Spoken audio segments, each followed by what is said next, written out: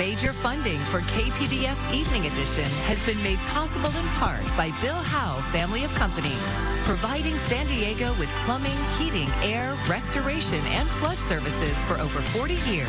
Call 1-800-BILL-HOWE or visit BillHowe.com. And by the Conrad Prebys Foundation, Darlene Marcos Shiley, and by the following.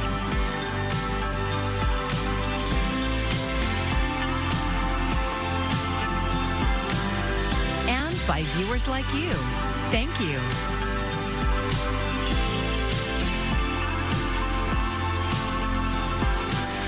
You may have heard booms echoing across the county today. That means, the sound means the Miramar Air Show is back. Thank you for joining us. I'm Maya Trabulsi. Hundreds of thousands of people are expected to attend the event throughout the weekend. KPBS military reporter Andrew Dyer breaks down what you need to know. Free parking, free admission. Colonel Eric Herman is the commanding officer of Marine Corps Air Station Miramar, which will be open to the public throughout the weekend. He says there's a lot to be excited about for this year's air show. More than 300,000 people attended last year. It is a great event, and it's there's tons of room for everybody. So don't let the high numbers, make you think that you can't get in here and get a great view of the action. You absolutely can, and we're doing it all 3 days: Friday, Saturday, Sunday. That action includes a real-time demonstration of a Marine task force taking the airfield, several types of military aircraft, new and old, and of course the Navy Blue Angels. Not all the attractions will be in the sky. The Marine Corps' silent drill team is also performing each day of the air show. This platoon is an incredible display of professionalism, skill, as they're twirling their rifles, catching them in the air. Not a word is spoken, and it is an incredible performance. Information on schedules, coming on base, and items not to bring is available at MiramarAirShow.com. Andrew Dyer, KPBS News. We are still tracking some showery chances this week, and it starts tonight. Take a look. 66 for the low in the city. As you can see, the clouds, the mist coming in late. Certainly some areas of drizzle as we head into tomorrow. We'll break down the forecast coming up.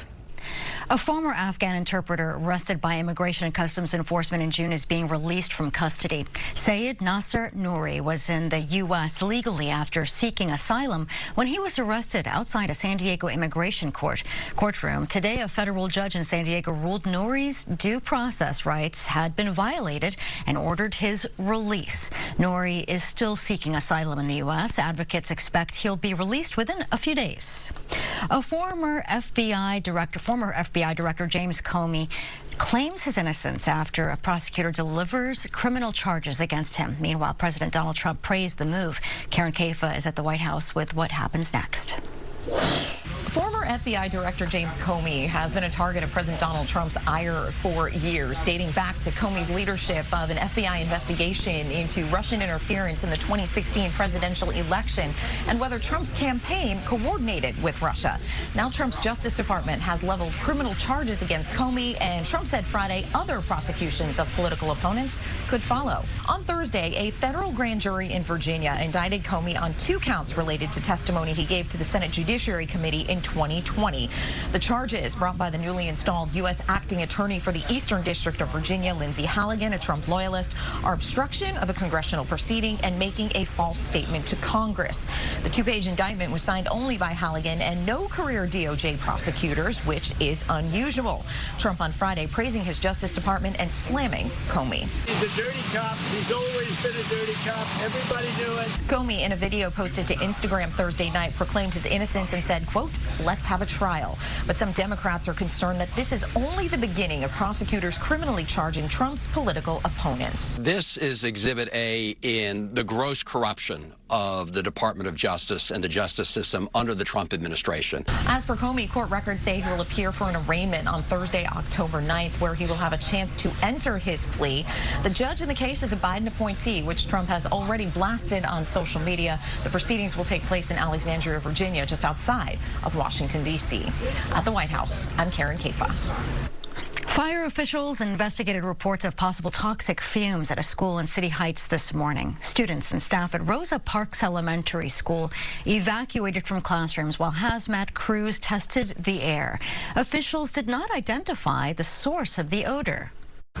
There was something that they picked up on the machine that looked like it dissipated, so they figured that maybe it was transient, moving from area to area, so they just,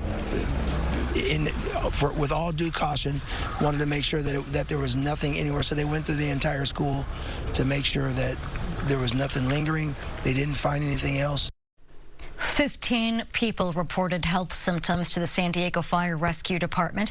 1 adult and 1 child were taken to the hospital for further evaluation. Students stayed out of their classrooms the rest of the school day. Parents had the option to pick their kids up early. Dust storms are a growing part of life in the Imperial Valley and eastern San Diego County.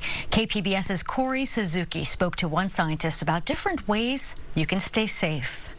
From far away, the largest storms can look like they're from another world, towering walls of dust that can reach as high as 10,000 feet. These events are more than just scary looking. They carry tons of tiny particles that can get into our lungs.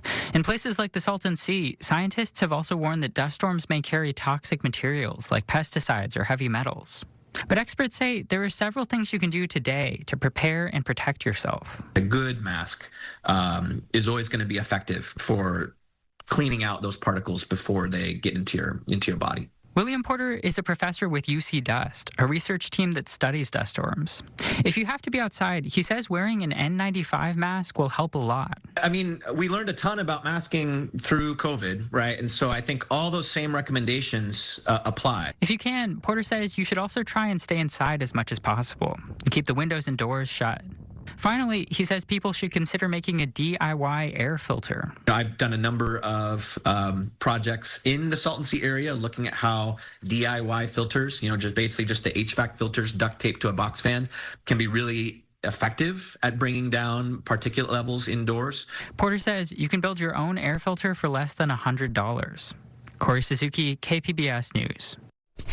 A group of surfers in California is trying to make waves by bringing attention to climate change. The group's goal is to come up with ways to protect California's coastline. Dan Ashley spoke with members of the group and other activists. It's no secret that the sun and the surf draw millions of people to California's beach towns.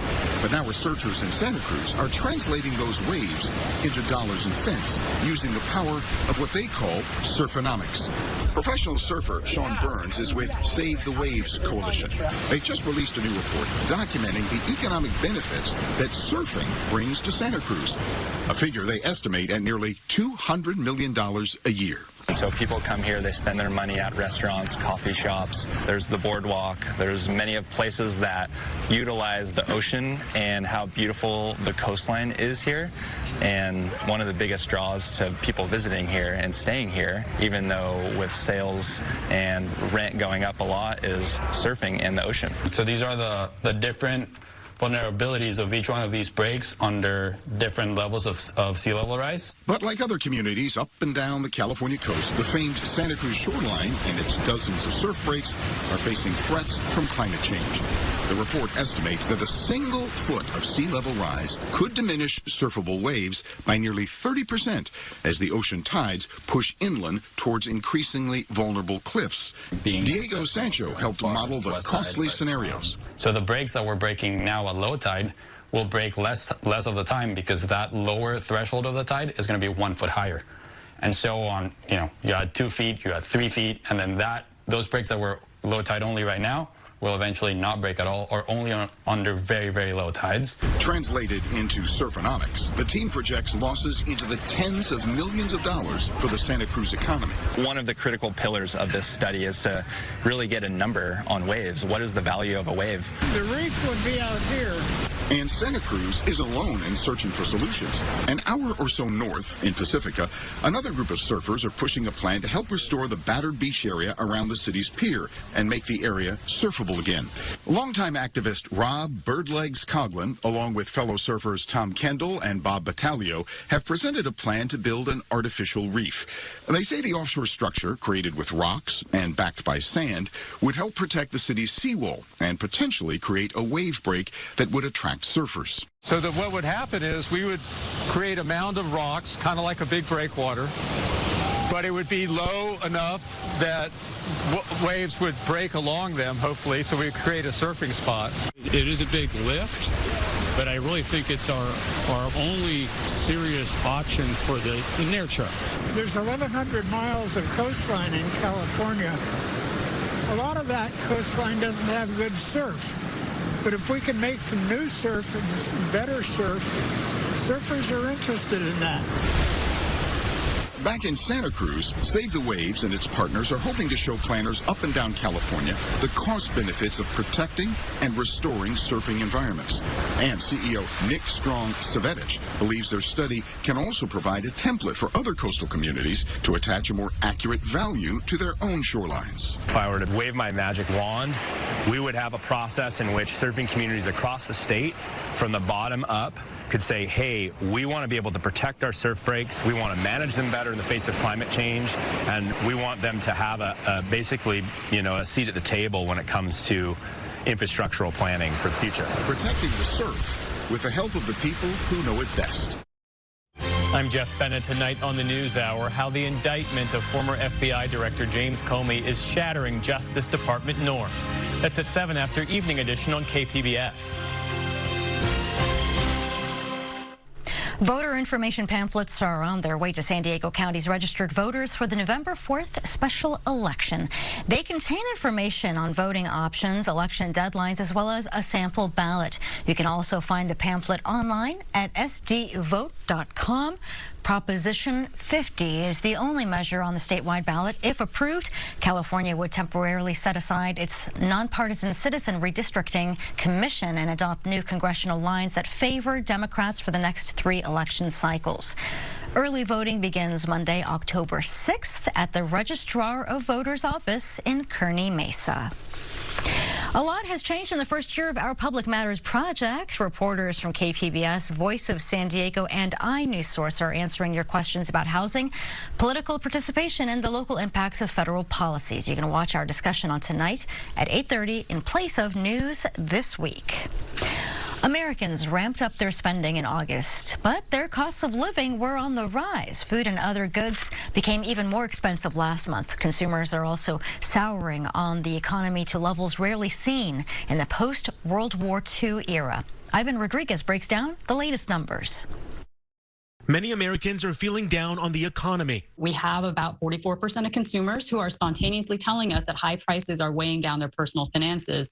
And that's been something that has not really eased up. Fears of higher inflation and risk of a weaker labor market are making many anxious, according to a new University of Michigan consumer sentiment survey. Despite the negative outlook, people are still spending. New data from the Commerce Department shows consumer spending rose 0.6% in August and 0.4% when adjusting for inflation. The big reason for that is that the vast majority of aggregate consumer spending is being generated by high income and high wealth consumers. But the survey's director, Joanne Shu, says lower income consumers are beginning to pull back, and the impact of President Trump's aggressive trade policies is a wide concern. Tariffs are very, very high on people's minds, specifically because of the believed impact of those tariffs on the prices that consumers will eventually pay. And it's likely prices could continue to climb. Trump announcing new tariffs Thursday on certain kinds of furniture, a 25% tariff on trucks, and a 100% tariff on some imported brand name or patented pharmaceutical drugs.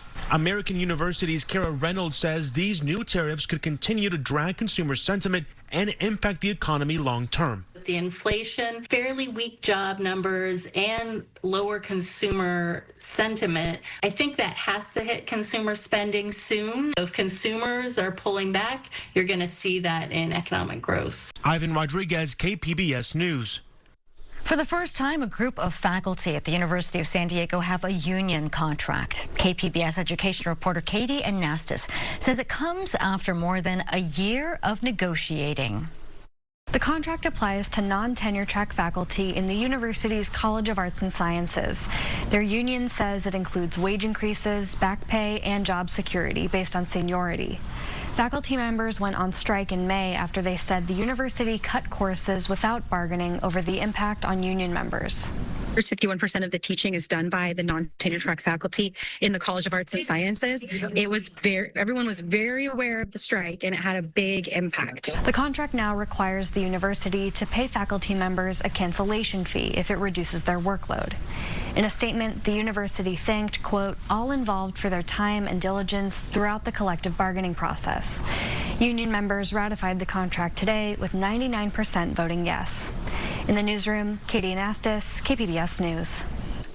Diversionary Theater's new artistic director kicked off her inaugural season by bringing back powerhouse performer Shekinah for a world premiere theatrical production. KPBS arts reporter Beth Accomando will reveal the title in her preview of the show. And just a heads up, this segment contains mature or potentially offensive language. Back in 1964, the full name of Honor Blackman's character in the James Bond movie Goldfinger was deemed inappropriate to include in U.S. promotional materials. My name is Pussy Galore. I must be dreaming. Wake up to 2025, and the word still stirs controversy in the title of Diversionary Theater's world premiere theatrical production of Manifest Pussy. And let's continue celebrating what it is to manifest pussy rather than seeing it as a dirty word. Ask yourself, why do I think that way? How has it been used against me? How has it been an attack? This word is powerful because we're powerful. And we shouldn't be afraid of the word because we shouldn't be afraid of our power because we shouldn't be afraid of our bodies. The journey to reclaim all of that power is the story of my show, and I share that to hopefully empower other people to take that journey up for themselves. Check 1, 2, check 1, 2, 3. Writer and performer Shekinah took the title from a lyric in a song. Ultimately, how do we make feminism fresh, empowering, fun, sacred and profane for a new generation? Not just trans feminism, but just like pussy power in general.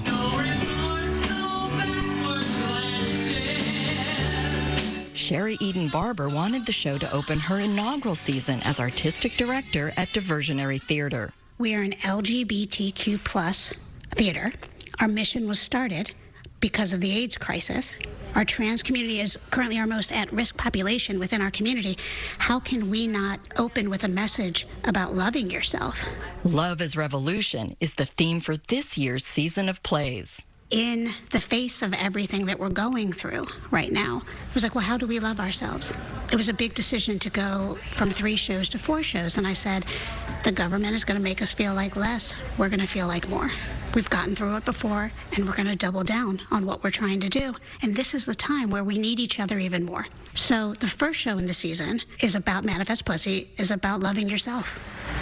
Lie still on the day of pain, and the day of joy will greet you.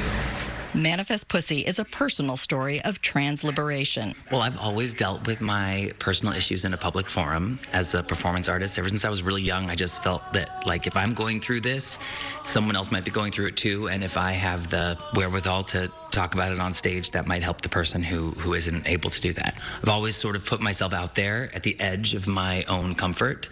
And then when I knew that I was going to transition medically, if I want my community to understand where I'm coming from, I have to speak to them in their language. So I'm going to write a show about it. Bangkok was hot and sticky. I put together this cabaret show that talked about my motivations for undertaking gender confirmation surgery, why I was going to Thailand, and I asked some friends to write some songs for me and with me.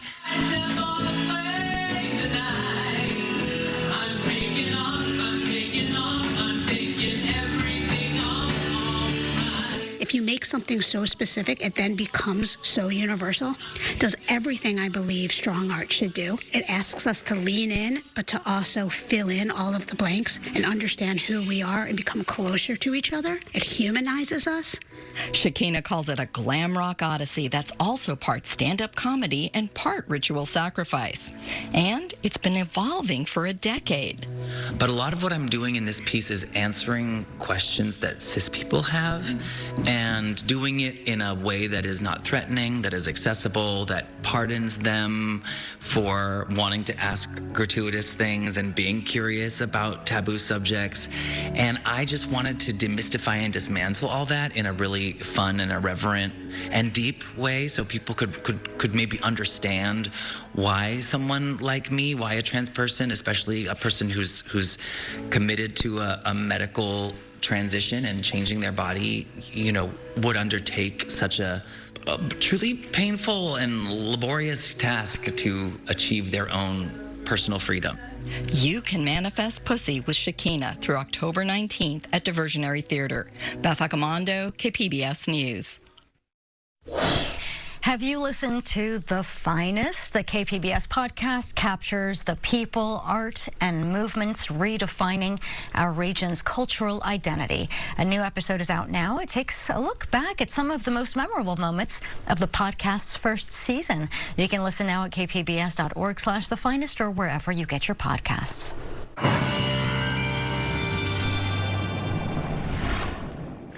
Things turn wet again for us as we head through tonight, and that rainfall is going to linger into your Saturday. In fact, we'll have some gusty winds at times.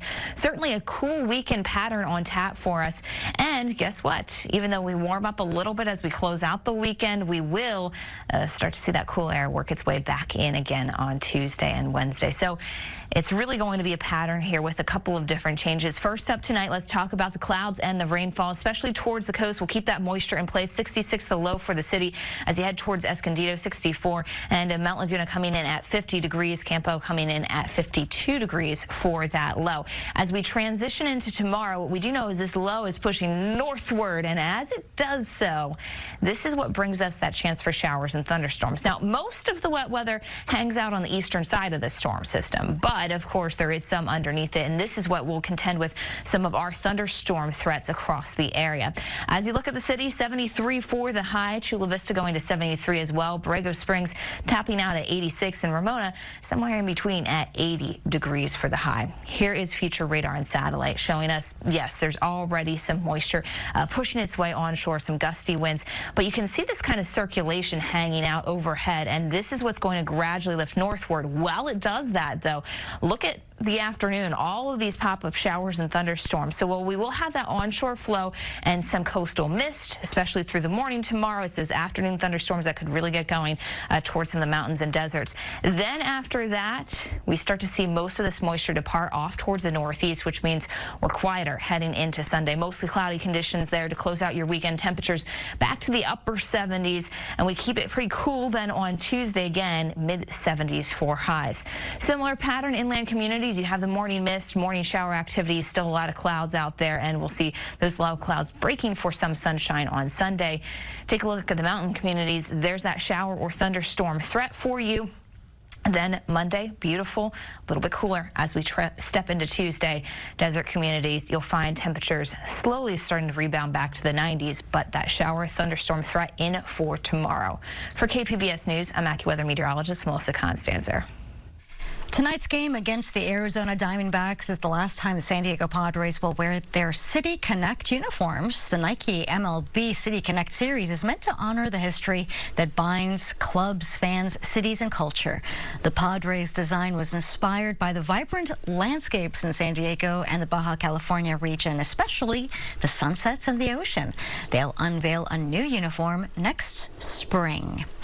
After kicking off their inaugural season, San Diego FC is ready to begin the next chapter of soccer in our cross-border region. KPBS reporter Jacob Ayer says the club has opened a free youth academy for elite soccer players. San Diego FC's Right to Dream Academy is officially open, and they have their first youth club in place who will take advantage of the facilities in El Cajon on the Sycuan Reservation. Thousands of young boys from San Diego and Tijuana tried out for the new program. It's been like one of the best experiences I had, if not the best. I just don't want to leave. I don't want to leave to my parents' house when we go. 11-year-old Nicolas Bolivar made the team. He was there with his family, who are originally from Guadalajara, Mexico, but moved to Chula Vista about 5 years ago. His dad says they're proud of what their son has achieved and are impressed by the professionalism of the team and academy. Estamos muy orgullosos de lo que él ha logrado, de la oportunidad que se ganó estar aquí y cada vez más sorprendidos de las instalaciones, de lo profesional que es todo el equipo aquí de Right to Dream y San Diego FC con él. The Right to Dream Academy is no ordinary youth soccer program. It's a fully funded residential school and football program for young players. Here, those players will live and go to school on site and train alongside the pros from the Major League Soccer team. Well, we see them almost every day eating in the cafeteria. So we just see all of my teammates, how professional they are, and we just try to copy them so we can be professional like them. The MLS says it's the first of its kind program in the league. 12-year-old Thiago Terrazas also made the team. He's from Tijuana and is learning English at the academy. He says living and playing alongside his idols, like SDFC's Mexican star Chucky Lozano, is powerful. It means a lot because he has a lot of history and he was, like, for me, the best player here in San Diego. Because it's free and tied to a local pro team, the academy offers a pipeline that young players in the region never had before. I hope it leads to me being professional in a few years and be one of the greatest. There are plans to expand the academy in future years to additional age groups and girls teams. Jacob Ayer, KPBS News. You can find tonight's stories on our website, kpbs.org. Thank you for joining us. I'm Maya Trabulsi. Have a great evening.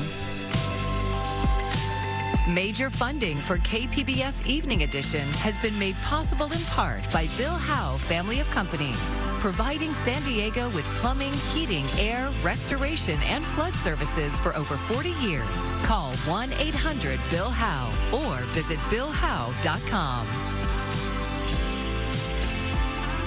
And by the Conrad Prebys Foundation, Darlene Marco Shiley, and by the following.